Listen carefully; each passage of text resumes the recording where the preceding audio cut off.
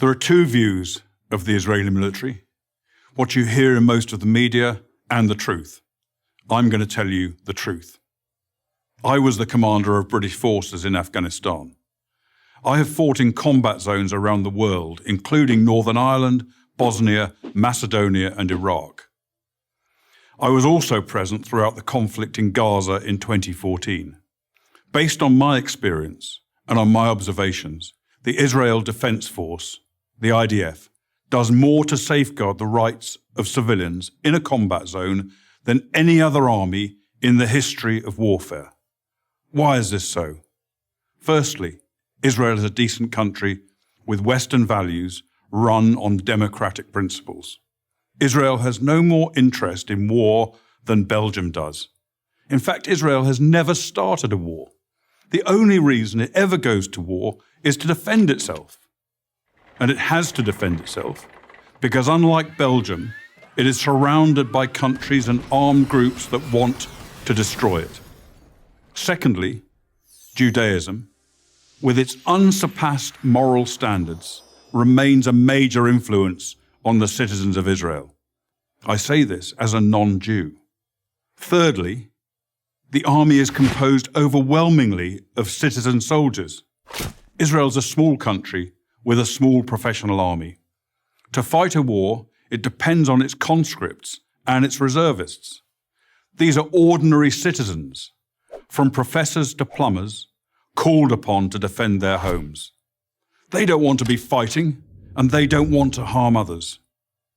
Nowhere was the essential morality and decency of the IDF more evident than in the Gaza War of 2014. If ever there was a purely defensive war, this was it. The war was started by Hamas, the terror organization, designated as such by the US State Department that runs the Gaza Strip. In the first 6 months of 2014, Hamas launched hundreds of rockets at Israeli civilians.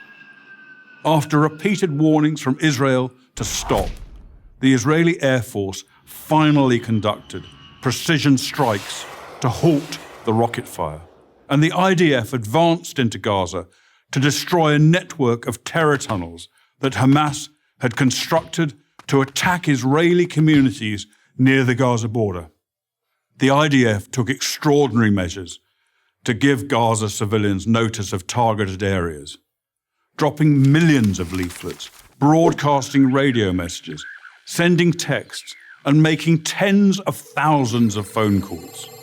Let me repeat that. The Israelis called Gazans on their cell phones and told them to leave their residences and move to safety.